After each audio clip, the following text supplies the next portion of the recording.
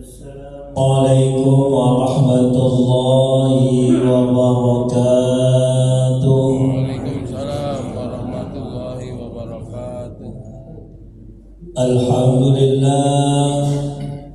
Alhamdulillahi rabbil alamin. Wassalatu wassalamu ala asyrafil anbiya'i wal mursalin Sayyidina wa habibina wa syafi'ina wa maulana Muhammad wa ala alihi wa sahbihi ajma'in, amma ba'du. Rabbi shrah li sadri wa yassir li amri wahlul 'uqdatam min lisani yafqahu qawli. Al-Fatihah. A'udzu billahi minasy syaithanir rajim. Bismillahirrahmanirrahim. Alhamdulillahi rabbil alamin arrahmanir rahim maliki yaumiddin. Iyyaka na'budu wa iyyaka nasta'in ihdinas siratal mustaqim siratal ladzina an'amta 'alaihim ghairil maghdubi 'alaihim waladdallin.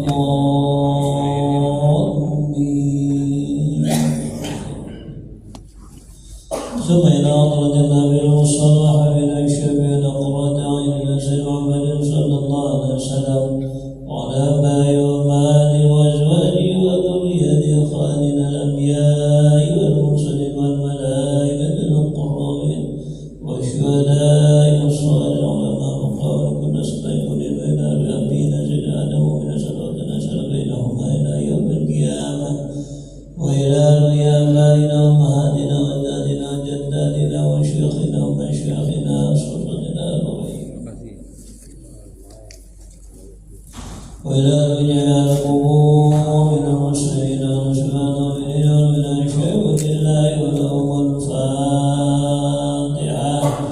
A'udzu billahi minasy syaithanir rajim. Bismillahir rahmanir rahim. Alhamdulillahi rabbil alamin arrahmanir rahim maliki yaumiddin. Iyyaka na'budu wa iyyaka nasta'in ihdinas siratal mustaqim siratal ladzina an'amta 'alaihim ghairil maghdubi 'alaihim waladdallin.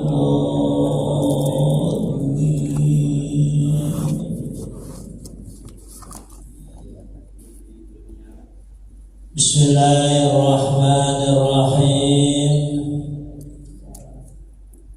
Hafdzun nafsi fil ma'siyati zahirun jaliyun wa hadduha fit ta'ati batinun khafiyun wa mudawatu ma yakhfa suhbu ilajihi.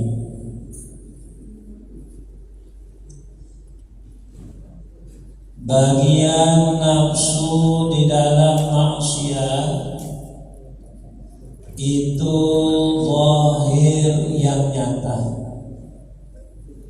dan bagian nafsu di dalam ta'at itu batin yang tersembunyi. Mengobati apa-apa yang tersembunyi itu lebih sulit pengobatannya. Pada kesempatan ini kita mengkaji mengenai kitab hikam, yaitu yang menerangkan tentang bermacam-macam penyakit hati. Penyakit hati itu kita mengobatinya di majelis taklim kepada guru, mursyid atau guru yang mempunyai mata batinnya itu sudah terbuka ke hadratillah subhanahu wa ta'ala. Kemudian penyakit jasmani ya kita berobat ke dokter, puskesmas, rumah sakit dan lain sebagainya. Cara kita untuk mengobati penyakit zahir. Lebih mana beratnya penyakit zahir dengan penyakit batin? Lebih berat penyakit batin dibandingkan penyakit zahir. Kalau penyakit zahir mah ada batasannya ketika dia sakit, terakhir ia meninggal. Tapi kalau penyakit batin akan terbawa dan ia akan dijadikan sebagai pembalasan dari amalnya sampai di akhirat nanti. Pada kesempatan ini pengarang hikam Sya'ata'illah beliau mengatakan bagian nafsu di dalam maksiat seperti perbuatan zina, seperti dia korupsi dan lain sebagainya, itu nyata lagi jelas. Nafsu itu biasanya menjadikan seseorang itu lari dari taat dan ibadah kepada Allah Subhanahu wa taala. Nafsu itu biasanya ammaratun bisu, yaitu mendorong daripada suatu perbuatan yang buruk. Kenapa orang tersebut berbuat terhadap nafsu dengan adanya maksiat? Wa wa irtidaduhu biha, yaitu merasa enaknya dengan maksiat. Ketika dia berbuat zina, ya pastilah enak, karena berhubungan dengan syahwat-syahwat, keinginan-keinginan, termasuk seks yang dia rasakannya. Lah orang tersebut senantiasa maksiat itu biasanya enak, jadi terus-terusan di dalam maksiat. Kemudian tidaklah menuntut itu nafsu dari diri kita, cuman hanya melibatkan diri dengan adanya maksiat.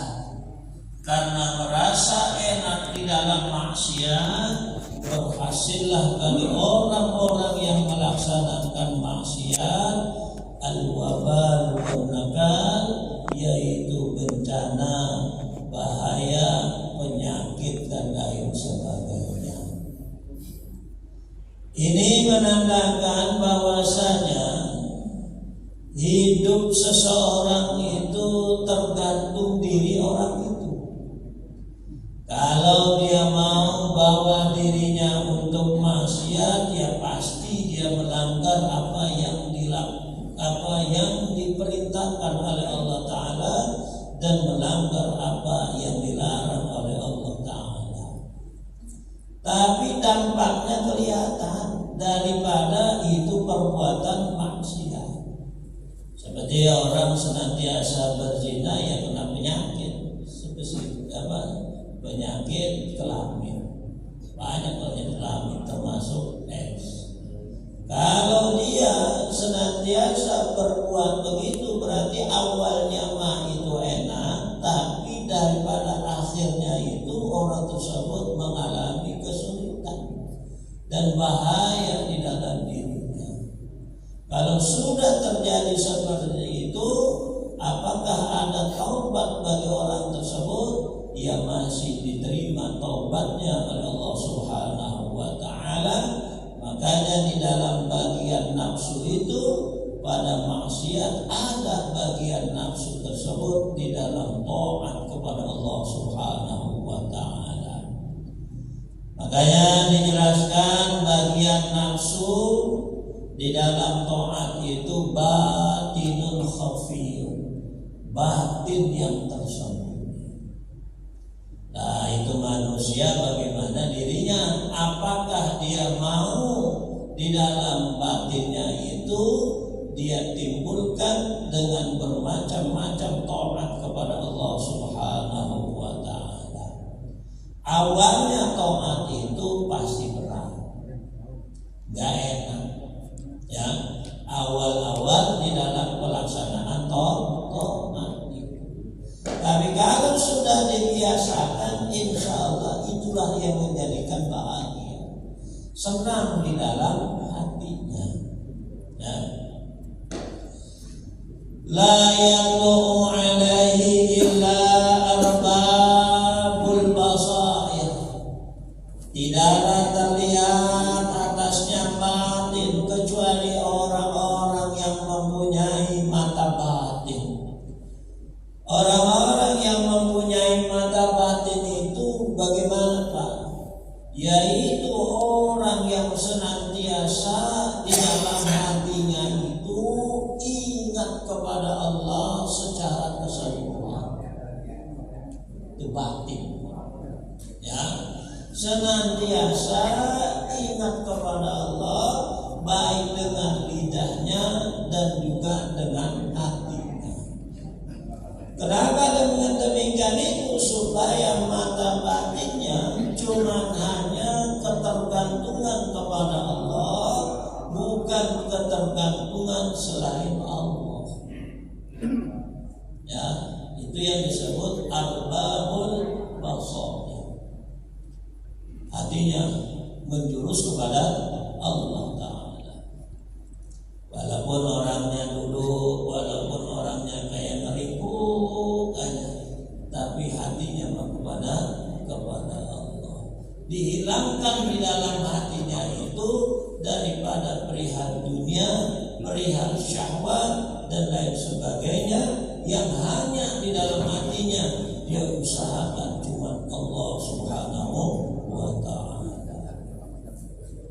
Berat yang susah. Nah, ya. Soalnya subuh tadi kita ingatnya kemana? Ya masing-masing lah, gitu ya. Masing-masing. Ada yang ingatnya ya masalah keluarganya, ada yang ingatnya ya kerjaannya, ada ingat macam-macam. Susah untuk lurus kepada Allah Subhanahu wa ta'ala. Nah, adanya itu taat sulit, berat Pak atasnya melaksanakan taat karena enggak sesuai dengan nafsu. Faida amaratka biha lam ta'lam hadhaha fiha illa ba'da taftishin faqad turika anna hadhaha fiha at-taqarruba ila Allah ta'ala. Kadang-kadang nafsu memerintahkan kepada kita dengan taat. Ayo kamu ngaji, mau ngapain lagi? Daripada di rumah mendingan ke masjid. Nah, tuh merintahkan nafsu. Sekarang umur udah sekian, kalau nggak mau sadar mau kapan lagi? Itu berarti apa? Ada dorongan di dalam nafsunya diri. Umur udah 50 ke atas, kapan lagi mau taubat? Kapan lagi mau memperbaiki diri? Itu berarti apa? Ada dorongan di dalam diri. Kalau nggak ada sadar dari dalam dirinya, sulit Pak untuk didorong. Disuruh aja ya, ayo aja disuruh-suruh. Tapi kalau belum tergerak dalam hatinya, sulit. Ya, makanya kalau arbabul basair itu Pak, yang dia kerjakan itu bukan nyuruh, tapi yang dia kerjakan itu hatinya kepada Allah. Bagaimana orang tersebut bisa mau ibadah kepada Allah? Yang ditusuk itu apa? Hatinya, ya, bukan nyuruhnya, tapi hati. Dengan apa? Biasanya amalnya kuat, ibadahnya kuat. Ya kita kalau nyuruh kepada anak ya, kalau kita yang nyuruh doang, orang tuanya, kepala keluarganya gak kuat ibadah, wah muntur, artinya gak kena. Tapi kalau orang tuanya ibadahnya kuat kepada Allah Ta'ala, senantiasa istiqamah, masuk ke dalam ya, masuk ke dalam. Nah itulah yang menjadikan apa orang tersebut tertarik di dalam suatu ibadah, karena sudah masuk ke dalam hatinya. Nah orang tersebut sudah mau taat kepada Allah Subhanahu wa Ta'ala, tujuannya harus dia benar, taqarruban ilallah Ta'ala, semata-mata mendekatkan diri kepada Allah, jangan yang lain. Tetapi yang namanya di dalam batin nafsunya berusaha supaya jauh lagi ibadah kepada Allah. Yang biasanya apa, yang tadinya rajin ibadah kepada Allah, digoyang hidup dunianya, akhirnya apa? Ucap kacir lah. Udah sholat, udah ibadah, tapi susah berubah. Itu ya, itu Pak Roy, benar ya. Kamu udah rajin sholatnya, tahajudnya udah rajin, duhanya udah rajin, kenapa dunianya sulit banget tuh? Ya, kan begitu tuh. Itu ngomong nafsunya, udahlah, mendingan kayak dulu, gak usah sholat lagi, biar rezekinya lancar, gampang. Ya Allah, digoda dah gitu ya, amanah nafsu supaya jauh sama ibadah. Nah inilah di dalam demikian itu orang tersebut harus lempeng tujuannya kepada Allah, jangan kepada selain Allah. Kemudian dia tak pengaruh dengan dunia, dia terus saja melaksanakan ibadah kepada Allah. Tapi ada di dalam batinnya apa? Pengen populer di kalangan manusia. Ya, itu penyakit lagi tuh. Yang kedua, pengen dihargai, dihormati sama manusia. Nah, salah lagi. Yang ketiga, apa? Pengen manusia pada datang kepadanya minta doa. Ya, dengan doa. Wah, salah lagi. Nah, kalau terjadi demikian itu apa? Sudah berpaling hatinya di dalam pelaksanaan ibadah, bukannya tujuannya kepada Allah, tapi tujuannya kepada yang lain. Makanya dikatakan di dalam kitab ini, wa man asaba nafsahu wa raqaba khatirahu tabayyana lahu misdaqu hadza. Kalau bisa orang tersebut introspeksi terhadap dirinya, dia senantiasa meneliti keretak hatinya, maka pasti dia nyatakan benarlah apa yang dikatakan oleh pengarang kitab ini, wa mudawatu ma yakhfa su'bu iladihi, yang mana mengobati apa-apa yang tersembunyi, menghilangkan bagian-bagian nafsu, itu lebih sulit pengobatannya. Bang, godrok tuh udah mau ibadah, mau ngaji ke majelis taklim, mau zikir, mau segala-galanya, digodrok dalam nafsunya. Ayo supaya jangan lillahi ta'ala. Paham ya? Air ini menandakan apa? Harus kita obati nafsu kita dengan ilmu. Ada sesuatu itu yang gak bisa diobati cuma hanya zikir doang. Ada sesuatu yang gak bisa diobati dengan baca Quran, tapi diobatinya dengan ilmu, pengetahuan, supaya jangan sampai orang tersebut terperosok dengan nafsu. Paham ya? Terperosok dengan nafsu. Contoh ya, dari Ali radhiyallahu anhu, dari Nabi sallallahu alaihi wasallam, dari Sayyidina Ali radhiyallahu dari Nabi sallallahu alaihi wasallam, bersabda Nabi, ketika Allah perlihatkan Nabi Ibrahim kerajaan langit dan bumi, Allah perlihatkan itu kepada Nabi Ibrahim, asrafa ala rajulin bima'siyatin min ma'asillahi azza wa jalla fada'allaha alaihi fahalaka. Allah dekatkan atas laki-laki yang mana laki-laki ini maksiat. Di Nabi Ibrahim Allah dekatkan tuh kemana? Kepada orang yang maksiat. Sama Pak, kita juga nih kalau mau ibadah ya rajin ibadahnya. Allah uji tuh sama kita apa? Dekat dengan orang-orang yang gak mau ibadah. Kira-kira apa?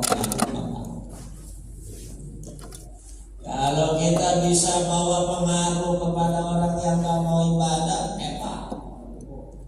Tapi kadang-kadang terperosok, ya, jadi gak mau ibadah. Itu mah kalah berarti ya. Ujian dari Allah Subhanahu wa Ta'ala. Ketika Nabi Ibrahim alaihissalam, Allah dekatkan terhadap laki-laki yang maksiat dari segala maksiat kepada Allah Azza wa Jalla.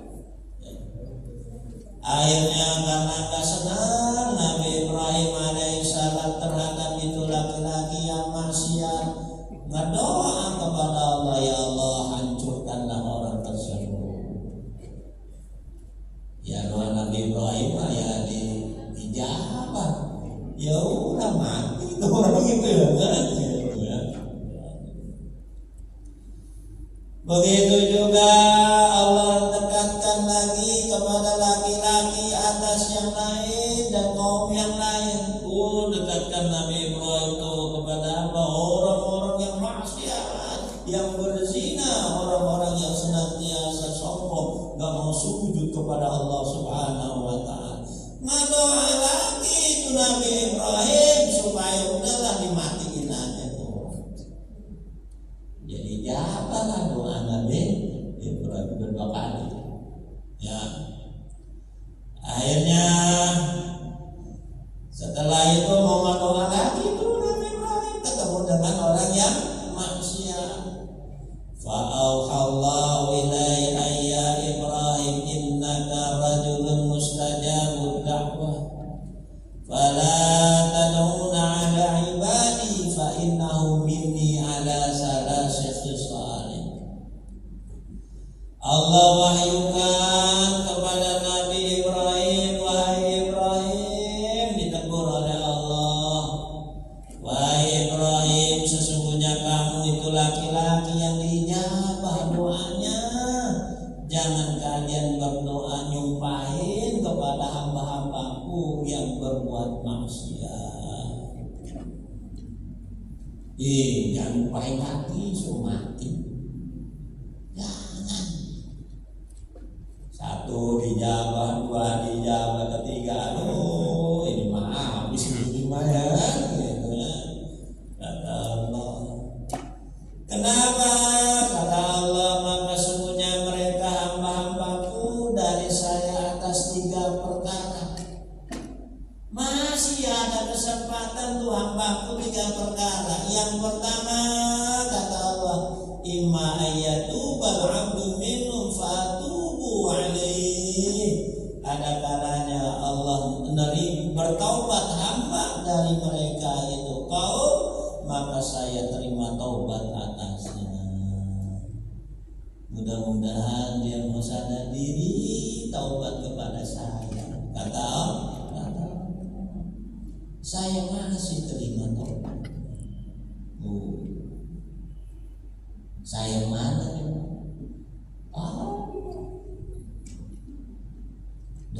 Saya pengen dia taubat. Allah gerakkan hatinya pengen ke masjid. Allah gerakkan hatinya mau ngaji. Allah gerakkan hatinya supaya orang tersebut ibadah. Berarti Allah salah. Kemudian yang kedua, wa imma an akhruja minhu nasamatan tusabbihuli. Yang kedua, mudah-mudahan saya pengen keluarkan darinya keturunan yang ibadah sama saya. Ya, kau jangan doain dulu mati. Saya pengen tuh dari keturunan orang yang berdosa ada keturunannya yang ibadah sama saya. Contohnya Abu Jahal kan pamannya tuh, ya pamannya Nabi, musuh bebuyutan dengan Nabi, tapi anaknya Islam. Siapa? Ikrim. Ya, itu dari keturunan dia yang berdosa. Mudah-mudahan ada anaknya yang mau ibadah kepada saya. Makanya kamu jangan nyumpahin dia mau. Yang ketiga, wa imma ayyab'asa ilaihi fa in syi'tu afawtu anhu wa in syi'tu aqabtu bihi. Yang artinya ada kalanya saya kirim nih kepada dia orang yang mau meluruskan di dalam akidahnya, agamanya, supaya orang tersebut mau kembali kepada saya. Ya kalau sekarang masuk ustaz, kiai ya, Allah utus Rasul, ngajar, lempengin itu tauhidnya orang kampung tersebut, supaya mau bertauhid kepada Allah dan mau ibadah kepada Allah. Begitu. Kata Allah, kalau saya pengen menghendaki, saya maafkan kepadanya. Kalau saya menghendaki, ya saya siksa kepadanya sebelum bahwasanya ia meninggalkan alam dunia. Ini menandakan sifat rahim Allah Ta'ala luar biasa kepada orang-orang termasuk manusia yang mau kembali kepada Allah Subhanahu wa Ta'ala. Ya, ini menandakan apa? Sulit ngobati batin. Ngobati batin itu kalau nggak senang di dalam hatinya, ada suatu apa yang proteknya kurang enak, akhirnya apa? Nggak mau ibadah. Ya, nggak mau ibadah. Nah, ini luar biasa penyakit batin. Li'annau yatadu ila diqqatin wa fahmin wa nufudi idrakin. Karena bahwasanya penyakit buah batin itu butuh kepada apa? Selembut-lembutnya, sehalus-halusnya pemahaman dan menembus daripada akar daripada permasalahan di dalam orang itu jauh amal ibadah kepada Allah yang tadinya rajin ibadah kepada Allah. Makanya orang yang senantiasa ahlul basair yattahimuna nufusahum idza malas ibadatin minal ibadati. Artinya mereka itu condong kepada dirinya untuk melaksanakan ibadah dari bermacam-macam ibadah kepada Allah Subhanahu wa Ta'ala.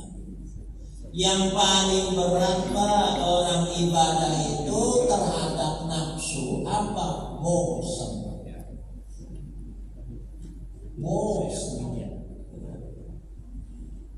Lanjut mulu bosan lah. Udah tuh. Ya, bosan. Apalagi lagi ada suatu tujuan nggak berhasil, gimana nih? Ya, udah nggak berhasil, ngeluh dalam dirinya. Kemudian apa? Ada rasa jenuh, akhirnya bosan sama ibadah. Ya. Kenapa?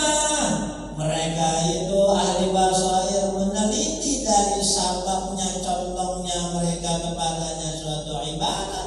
Orang tersebut bisa bosan di dalam pelaksanaan ibadah karena hatinya enggak condong kepada Allah. Ya, enggak condong kepada Allah. Kata Sayyidina Ali, kalau orang tersebut mau melaksanakan ibadah kepada Allah, sebelum dia ibadah kepada Allah itu biasanya senang sama ibadah. Saya mau ngaji, senang hatinya mau ngaji. Saya mau sholat duha, senang hatinya pengen sholat. Berarti apa Pak? Hatinya lempeng toh. Dan tanda diterima ibadah, artinya padahal belum ngerjain udah senang. Apalagi yang kerjain nanti waktu duha, waktu isya, waktu dia sholat berjamaah, senang dalam hatinya. Kenapa? Karena tujuannya cuma Allah. Hebat itu mah ya, udah enak aja tuh ibadah ya kan, nggak masalah. Faidana lihadin min hududiha tarakuha wa alaju nufusahum fi hali fa'liya hatta takunu khalisatan lillahi ta'ala. Kalau ada bagiannya daripada bagian-bagian nafsu, apa? Pengen beli ini dia wirid tuh pikir ya kan, ini nggak beres ini ya kan gitu ya, ada cuma capek doang dapatnya, nggak ada kenikmatan kelezatan di dalam ibadah. Itu berarti bagian-bagian daripada nafsu. Paham ya? Nggak ada, capek doang, badan rentak. Wirid umpamanya ya Waqiah 100 dari jam 8 malam sampai subuh. Ya 100 balik Waqiah. Pengen apa? Kaya. Buru-buru kaya merentak maya badannya jangan ya. Waduh sakit badannya. Paham? Kenapa yang ada dalam hatinya bukan Allah, tapi yang ada di dalam hatinya mendapatkan hasilnya. Padahal yang namanya hasilnya ya tergantung siapa pemilik segalanya, yaitu Allah Subhanahu wa Ta'ala. Kenapa tujuannya tak sama? Tahu? Karena Allah yang ngatur bagaimana caranya, Allah yang ngatur, jangan kamu yang ngatur. Kata Allah, biar saya yang ngatur. Kenapa kamu mau ngatur diri sendiri? Yang kamu capek doang. Ya. Tapi nafsu menerima harus nih, target harus selesai. Ya kan? Ya pasti didapatkan. Boro-boro didapatinya. Adanya juga sakit yang didapati. Ya. Ini makanya ya, lempengin hati kepada Allah. Enak kepada Allah. Jadi orang mau diterima suatu amanah kalau hati kepada Allah, belum ngerjain amal juga udah senang. Ya senang gitu di dalam pelaksanaan ibadah kepada Allah. Nah ini menandakan para jamaah sekalian, kita ini dalam suatu ibadah udahlah lempengin aja kepada Allah.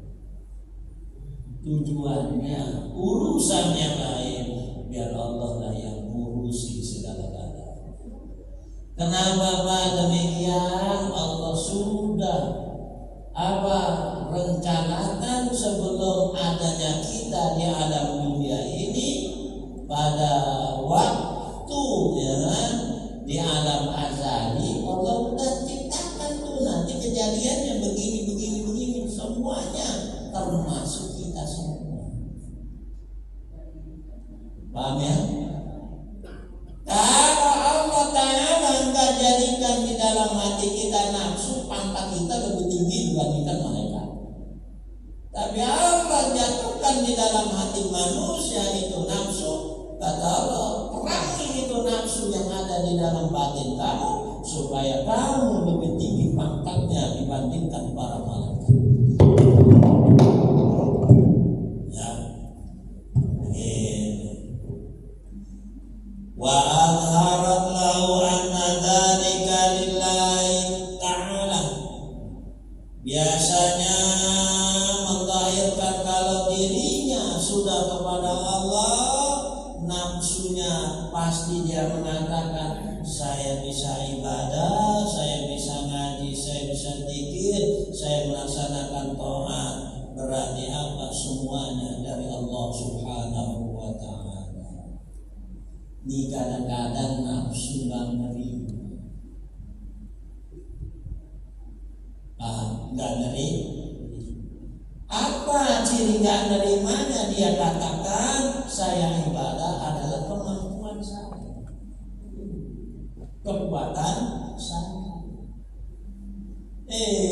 Semalam tahajud dari jam 12 sampai subuh. Dia mengatakan saya bisa tahajud, berarti kemampuan saya dan juga kekuatan saya. Besoknya boro-boro tahajud lagi, molor sampai subuhnya kesiangan. Waduh, mana kekuatannya? Ya Allah, kenapa Allah tahirkan seperti itu, Pak? Supaya sadar diri kamu itu gak bisa apa-apa. Kalau saya nggak tembokkan karunia rahmat saya, kamu nggak bakal bisa begitu. Paham ya? Itu buktinya apa? Kamu berbuat zalim kepada diri kamu. Kamu mengatakan besok malam mau ibadah tahajud dari jam 12 sampai subuh. Ternyata apa? Kamu nggak mau. Biar apa? Ya Allah, benar. Saya bisa melaksanakan ibadah semata-mata pertolongan dari Allah Subhanahu wa ta'ala. Nah, itulah supaya diri kita mau menerima, ya, mau menerima. Contoh, ya kan ada orang yang membunuh sampai 100 orang, ya, dulu.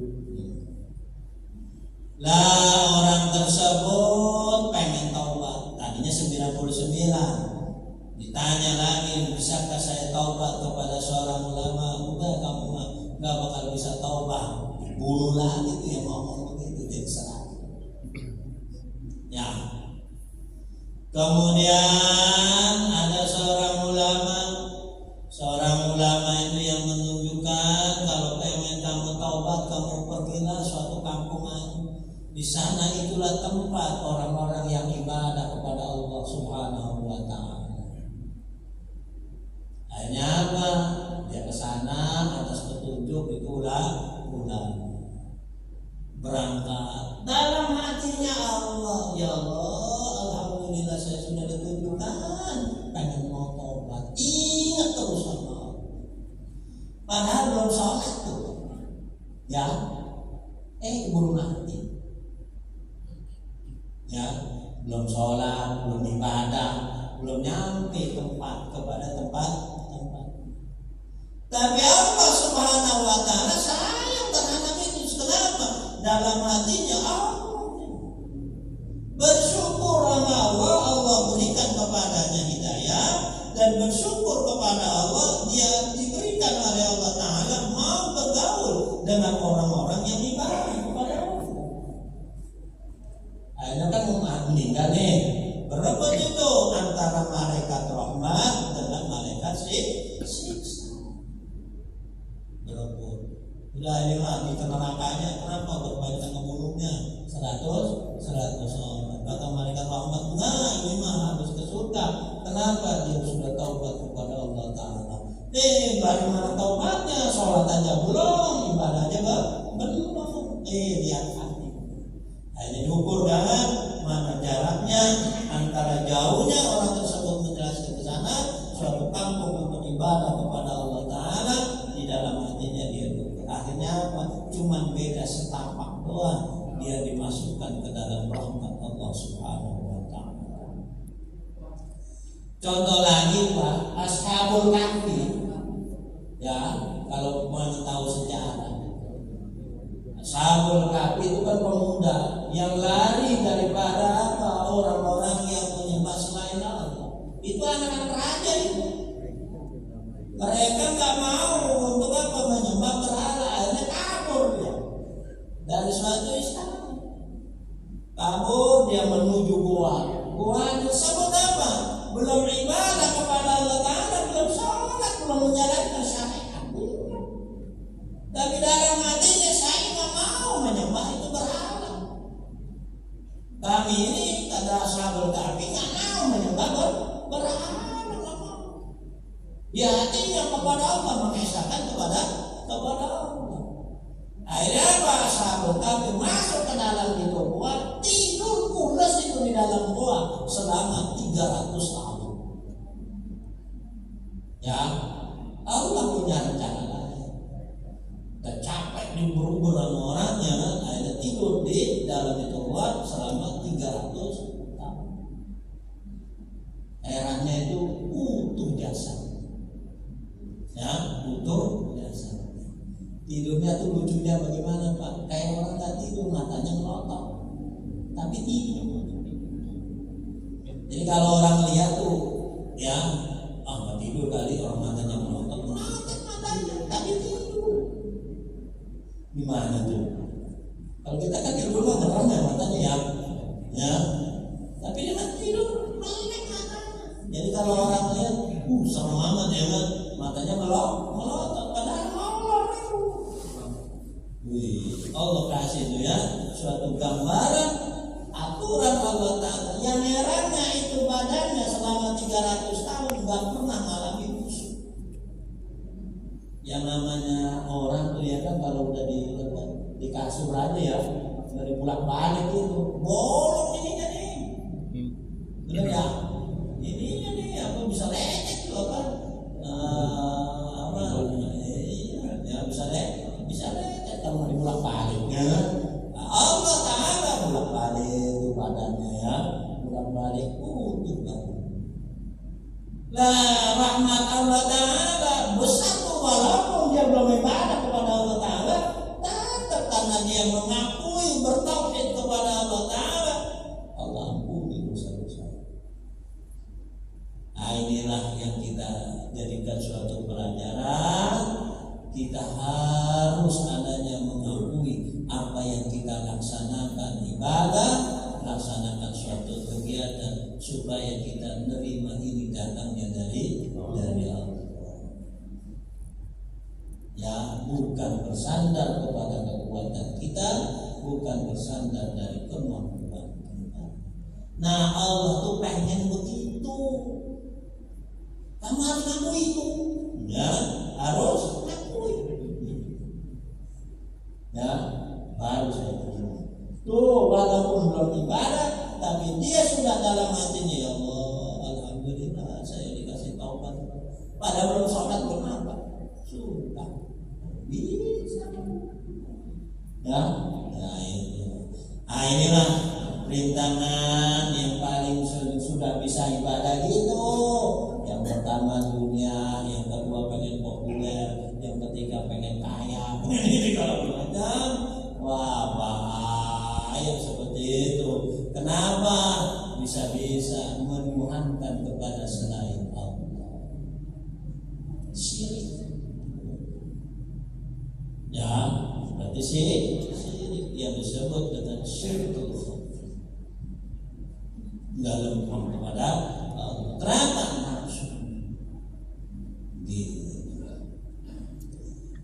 Udahlah segini dulu.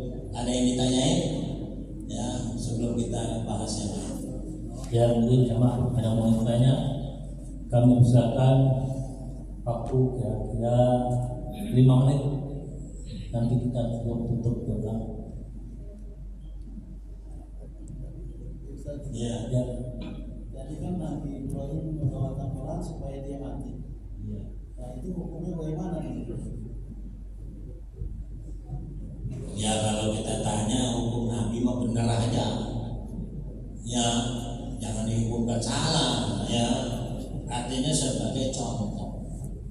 Ya Allah tegur kepada Nabi Ibrahim.